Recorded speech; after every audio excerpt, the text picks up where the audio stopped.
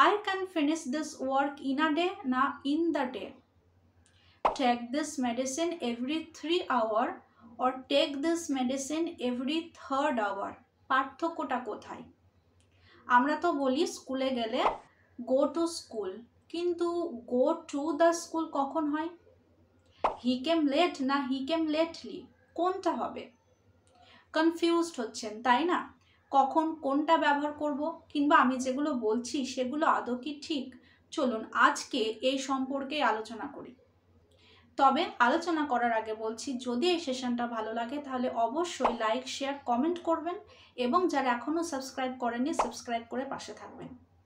He came in time or he came on time, কোনটার মানে কি? হি কেম ইন টাইম মানে সে নির্ধারিত সময়ের মধ্যে এসেছিল, কিছুটা আগে এসেছিল। যেমন 12টার সময় কাউকে আসার কথা দেওয়া ছিল, সে 12টার আগে পৌঁছে গেছিল, সেক্ষেত্রে হি কেম ইন টাইম। কিন্তু অন টাইম কখন? ঠিক নির্ধারিত সময়েই এসেছিল, যেমন 12টার সময় দেওয়া ছিল, 12টার সময়ই এসেছিল, সেক্ষেত্রে হি কেম অন টাইম, অর্থাৎ ঠিক নির্ধারিত সময়েই আসা। On a day, in a day, in the day, কখন কোনটা বলবো?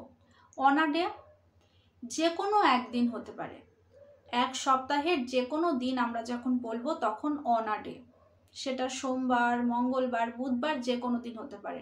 যেমন I shall go home on Monday, আমি সোমবার বাড়ি যাব, এক্ষেত্রে on a day. In a day, in 24 hours, অর্থাৎ এক দিনের মধ্যে, 24 ঘন্টার মধ্যে হলে সেটা ইন আ ডে। যেমন I can finish this work in a day, আমি একদিনের মধ্যে এই কাজটি শেষ করতে পারি, এক্ষেত্রে ইন আ ডে। তাহলে ইন দ্য ডে কখন? যখন আমরা আর্টিকেল দা বসাবো তখন বুঝতে হবে আমরা দিনের কথাই বলছি, রাতের কথা নয়, অর্থাৎ ইন দ্য ডে বলতে শুধুমাত্র দিনের কথা বলা হচ্ছে, দিনের সময়কে, এক্ষেত্রে ইন দ্য ডে। যেমন the cat can see in the day as well as in the night, অর্থাৎ বিড়াল দিনে সাথে সাথে রাতে দেখতে পায়, এক্ষেত্রে ইন দ্য ডে আলাদা করে বললাম আর ইন দ্য নাইট আলাদা করে বললাম, সেক্ষেত্রে in the day. Next, take this medicine every 3 hour or take this medicine every 3rd hour, কোনটা কি মানে বোঝাতে চাইছি? Take this medicine every 3 hour, এটা কখন বলবো? এভরি 3 আওয়ার কখন বলবো? অর্থাৎ 3 ঘন্টা পর পর, after the lapse of every 3 hours, অর্থাৎ 3 ঘন্টা পর পর বোঝালে এভরি 3 আওয়ার। এবং এভরি 3rd আওয়ার কখন? যখন 2 ঘন্টা পর পর বোঝাবে, after the lapse of 2 hours, 2 ঘন্টা পর বোঝালে এভরি 3rd আওয়ার, অর্থাৎ 2 ঘন্টা শেষ হচ্ছে তখন 3 ঘন্টায় পা দেবে, সেক্ষেত্রে every 3rd hour. He set it on fire or he set it on the fire, কোনটার মানে কি? On fire, he set it on fire, এটার মানে কি? অন ফায়ার কখন বলবো? যখন কোনো কিছুতে আগুন লাগানো বোঝায়, অর্থাৎ কোনো কিছুর মধ্যে আগুন জ্বালালাম, আগুন ধরালাম, সেক্ষেত্রে on fire, he set it on fire. কিন্তু he set it on the fire কখন? যখন আমরা এই দ্য আর্টিকেল ইউজ করব ফায়ারের আগে, তখন বুঝতে হবে যে আমরা কিছু একটা জিনিস আগুনের উপর রাখছি, কোনো কিছু আগুনের উপর রাখলে সেটাকে বলা হয় on the fire, he set it on the fire, অর্থাৎ সেটি আগুনের উপর রাখলো, এক্ষেত্রে on the fire. Next, I shall do it at no time, I shall do it in no time, মানেটা কি? At no time, at no time মানে never, কখনো নয়, অর্থাৎ I shall do it at no time মানে হচ্ছে আমি এটা কখনোই করব না। কিন্তু I shall do it in no time, in no time মানে এখনই, শীঘ্র, যত তাড়াতাড়ি, অর্থাৎ খুব তাড়াতাড়ি, শীঘ্র, এক্ষেত্রে in no time, I shall do it in no time, অর্থাৎ আমি এটা খুব তাড়াতাড়ি করব, সেক্ষেত্রে in no time. In no time দিয়ে কি করে আমরা বাক্য বানাবো সেটা নিয়ে একটা ভিডিও প্রোভাইড করা হয়েছে, ডেসক্রিপশনে লিঙ্ক দেওয়া আছে, অথবা আই বাটনে ক্লিক করে দেখে নেবেন। আচ্ছা, আমরা যখন স্কুলে যাই তখন বলি গো টু স্কুল, কিন্তু কখন আমরা বলবো go to a school or go to the school? যেমন হি ওয়েন্ট টু স্কুল, তখন আমি বোঝাচ্ছি যে সে স্কুলে পড়তে গিয়েছিল। He went to school yesterday, সে গতকাল স্কুলে গিয়েছিল। কেন গিয়েছিল? শিক্ষা নেওয়ার জন্য, শিক্ষা গ্রহণ করার জন্য, ফর স্টাডি। এক্ষেত্রে টু স্কুল অর্থাৎ তার আগে কোনো আর্টিকেল বসবে না।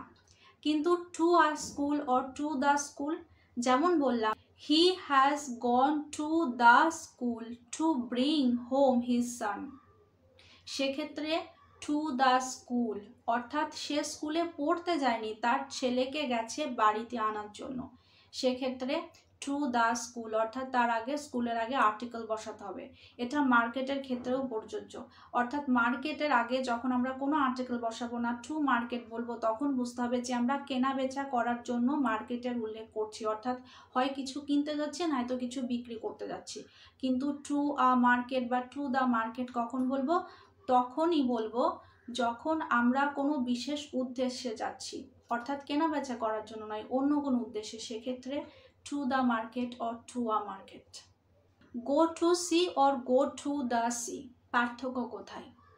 যেমন he went to sea at the age of 15, এখানে টু সি মানে সে সমুদ্রে গেছে, মানে সে নাবিক হওয়ার উদ্দেশ্যে সমুদ্রে গেছে, টু সি বলেছে, সে নাবিক হয়ে সমুদ্রে গেছে নাবিক হওয়ার জন্য।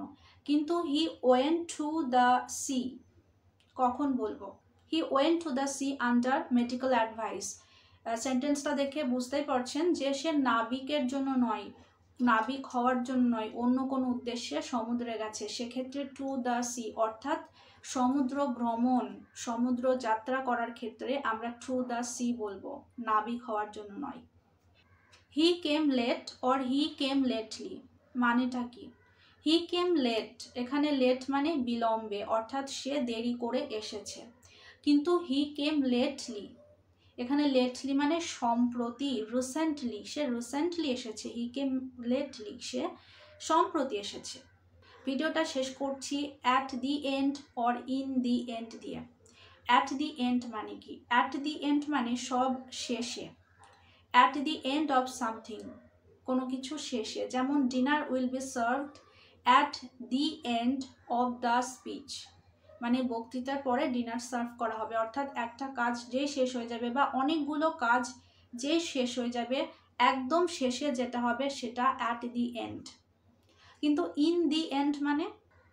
ইন দি এন্ড মানে ফাইনালি, শেষ পর্যন্ত। যেমন in the end he had to pay the penalty, শেষ পর্যন্ত তাকে পেনাল্টি দিতে হয়েছিল। এক্ষেত্রে ইন দি এন্ড মানে শেষ পর্যন্ত। So friends, in the and অর্থাৎ ফাইনালি ভিডিওটা শেষ হচ্ছে, এবং দেখা হচ্ছে পরের সেশনে আরও এরকম ইম্পর্ট্যান্ট টপিক নিয়ে। ততক্ষণ সবাই ভালো থাকবেন, সুস্থ থাকবেন। Thank you.